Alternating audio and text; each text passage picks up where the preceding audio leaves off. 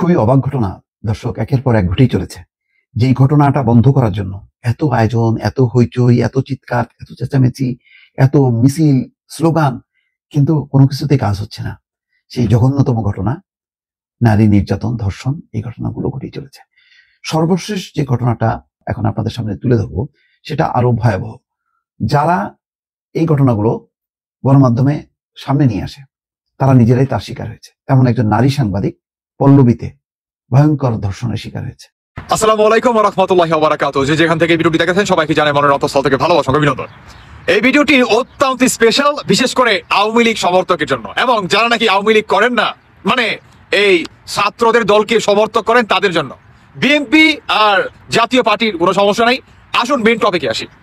সেটি হচ্ছে আপনার আমেরিকার তুলসী গাবার্ড। তিনি আপনার বাংলাদেশের সাবেক প্রধানমন্ত্রী শেখ হাসিনা অতি দ্রুত তাকে প্রধানমন্ত্রী করেই বাংলাদেশে পুনরায় ফেরানোর একটা সম্ভাবনা আছে। কিভাবে? আসুন সবার আগে কিছু এভিডেন্স দেখাই, তারপরে বাকি কথা বলি। দেখেন তো ভাই, বেশ ভালোভাবে দেখবেন। মানে এইখানে আপনার তুলসী গাবার্ডের যে বক্তব্য, এখানে অনেক লং। আমি যদি ফুল বক্তব্য আপনাদেরকে পড়ে শোনাতে যাই তাহলে মিনিমাম যদি নাও লাগে 15 থেকে 20 মিনিট সময় লাগবে। শুনেন, এখানে আপনার মেন কিছু টপিক আমি আপনাদের সামনে তুলে ধরছি। সবকিছু আমি স্ক্রিনশট দিয়ে দেখাইতে পারি না, তাও যদি দেখাইতে গেতাম তারপরেও মিনিমাম 5 মিনিট সময় লাগতো। যাই হোক, মেন টপিকে আসি। আসসালামু আলাইকুম ওয়া রাহমাতুল্লাহ। দর্শক, অনেক গুরুত্বপূর্ণ একটি আলোচনা আপনারা শুনছেন। আজকের আলোচনার টপিক হচ্ছে দুইটি। একটা হচ্ছে বাংলাদেশে নারী নির্যাতন, ধর্ষণ কেন, কোন কারণে এখন পর্যন্ত বন্ধ করতে পারছে না এই অন্তর্বর্তীকালীন সরকার। এবার একটি অপ্রীতিকর অনাকাঙ্ক্ষিত ঘটনা ঘটে গেছে। ধর্ষণের ঘটনা জেনে মেয়ে সাংবাদিক ধর্ষকের আসল ঘটনা তুলে ধরতে গিয়েছে এবং সেই সাংবাদিককে অবশেষে তারা ধর্ষণ করেছে। এবং আরেকটি টপিক হচ্ছে বাংলাদেশের সাবেক প্রধানমন্ত্রী শেখ হাসিনা বাংলাদেশের প্রধানমন্ত্রী হিসেবে উপযুক্ত করে তারপরে বাংলাদেশে পাঠাবে ভারত। এমন একটি প্রতিবেদন প্রকাশ করেছে ভারতের সবচাইতে বড় গণমাধ্যম রিপাবলিক বাংলা। এর পেছনে অনেক বড় একটি যৌক্তিক কারণও রয়েছে। কারণটি হলো ভারতের বংশোদ্ভূত বর্তমানে আমেরিকার গোয়েন্দা বিভাগের প্রধান তুলসী গাবার্ড। তিনি 2 দিন আগে এমন একটি চাঞ্চল্যকর তথ্য প্রকাশ করেছে ভারতের গণমাধ্যম সাক্ষাৎকারে। তো দর্শক বন্ধুরা, চলুন আর বেশি দেরি না করে ভিডিওতে একটা লাইক দিয়ে চ্যানেলটি সাবস্ক্রাইব করে শুরু থেকে শেষ পর্যন্ত এই গুরুত্বপূর্ণ আলোচনাটি আমরা শুনে আসি। সবার আগে আমি আপনাদেরকে বলে রাখি, এই ডোনাল্ড ট্রাম্পের যেই আপনার সরকার, এই সরকার আমাদের পৃথিবীতে যত কটা দেশ আছে সমস্ত দেশকে নিয়েই মনে করেন মাথা কামায়, কিন্তু এই প্রথম ডোনাল্ড ট্রাম্পের সরকারের মানে এত নিকটতম একজন ব্যক্তি আমাদের বাংলাদেশ প্রসঙ্গে তিনি মানে গভীরতর ভাবে আপনার দৃষ্টিভঙ্গি দিচ্ছে। এখন আপনার এই তুলসী গাবার্ড তিনি বলছে যে বাংলাদেশে যে একটা জঙ্গি হামলা হয়েছে, এই অন্তর্বর্তীকালে সরকার কিংবা এই আপনার সরকারি চাকরি কুঠার আর মেধার যে একটা ওসিলা দিয়ে যে একটা জঙ্গি হামলা করছে, এদের প্রত্যেকটার বিচার হবে। মানে একজনকেও ছাড় দেওয়া যাবে না। আমাদের বাংলাদেশে যে একটা জঙ্গি হামলা চালাইছে কিংবা সংখ্যালঘুদের উপর আক্রমণ করছে, এখন পর্যন্ত মা বোনদের ইজ্জতের উপরে প্রতিনিয়ত হায়নার মতো হিংস্র মনে করেন জানোয়ারের মতো ঝাঁপিয়ে পড়তেছে না, এই প্রত্যেকটার বিচার করা হবে।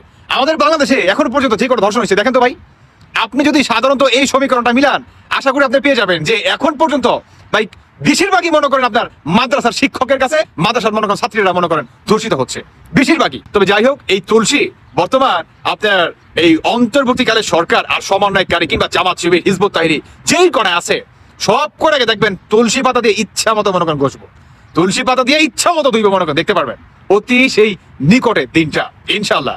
আর এই বাংলাদেশের যে মনে করেন অবস্থা অন্তর্বর্তীকালে সরকার, এরা তো ফাঁসবই। উল্টো দিকে শেখ হাসিনা তিনিও বাংলাদেশের আপনার সাবেক নয় অনেকটা প্রধানমন্ত্রী হয়েই ফেরার একটা বিশাল একটা চান্স কিন্তু আপনার আছে, এবং খুব কঠিন ভাবে প্রতিটি পদক্ষেপ নিচ্ছে। আমাদের বাংলাদেশে জুলাই মাসের আন্দোলন থেকে শুরু করে আগস্ট মাসে যে গণহত্যা, মব জাস্টিস, দখলবাজিতা, মানে A to Z, ক থেকে চন্দ্রবিন্দু চান অব্দি যত যা কিছু হয়েছে A to Z সব কিছু খতিয়ে দেখা হবে।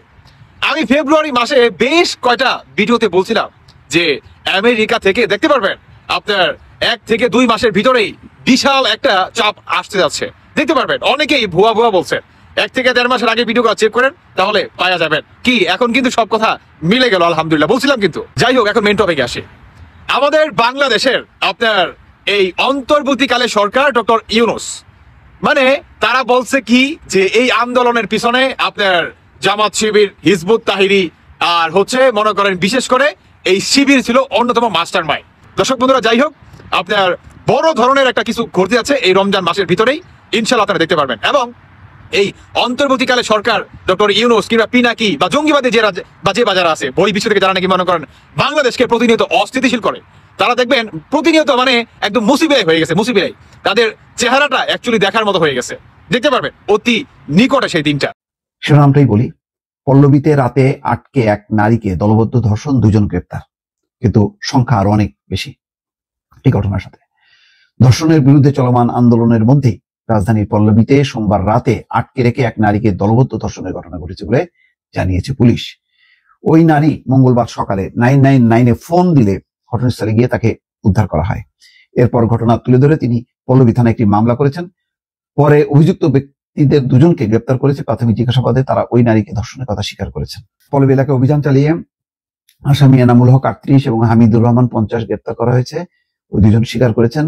তাদেরকে বুধবার আদালতে হাজির করা হবে। মামলার অন্য আসামিদের গ্রেপ্তারের চেষ্টা চলছে। দর্শক, এই কথাগুলো আসলে আমরা কেন বলছি, কেন চিৎকার করতেছি? কাজ তো হচ্ছে না, হবে না। তাহলে এরকমই অবস্থা, আমরা সব হাল ছেড়ে দেব?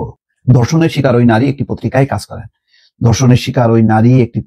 কাজ করেন। মাটিকাটা এলাকায় একটি নির্মাণাধীন ভবনে অশ্লীল ভিডিও ধারণ করা হচ্ছে এমন খবর পেয়ে ওই নারী রাজধানীর তুরাগ এলাকা থেকে গতকাল রাত 11টার দিকে সেখানে যান। তখন কয়েকজন যুবক তাকে ধরে বারনটেকের গ্রিন সিটি এলাকার একটি নির্মাণাধীন 12 তলা ভবনের 3য় তলায় নিয়ে যান। এরপর 16 ব্যক্তি তাকে ঘেরাও করে ফেলেন। দিবাগত রাত 1টা থেকে সকাল 8:30 পর্যন্ত ওই নারীকে ধর্ষণ করেন তারা। ঘটনাস্থল পল্লবী থানা এলাকা হওয়ায় তারা ওই নারীকে এই থানায় নিয়ে আসেন। ঘটনার বিস্তারিত উল্লেখ করে ওই নারী একটি মামলা করেছেন। সেখানে 8 জনের নাম উল্লেখ করা হয়েছে। অজ্ঞাত পরিচয় আসামি হিসেবে আছে আরো 8 জন। 8-8-16 জন। দর্শক, আল্লাহ মাফ করুক। ঘটনার বিষয়ে জানতে চাইলে পল্লবী থানার ওসি নজরুল ইসলাম বলেন, দর্শকরা চলে যাওয়ার পর নারী 999-এ ফোন করেন। তখন ক্যান্টনমেন্ট থানা পুলিশের একটি দল ঘটনাস্থলে গিয়ে তাকে উদ্ধার করে। এই মহিলা যে জীবিত আছে, এটি তো বিশাল ব্যাপার। 40 ওই নারী বর্তমানে ঢাকা মেডিকেল কলেজে হাসপাতালের 1 স্টপ ক্রাইসিস সেন্টারে চিকিৎসাধীন আছে। আপনাদেরকে অসংখ্য ধন্যবাদ ও অন্তরস্থল থেকে পান ঢালা শুভেচ্ছা ও অভিনন্দন এতক্ষণ পর্যন্ত মনোযোগ দিয়ে গুরুত্বপূর্ণ এই ভিডিওটি দেখার জন্য।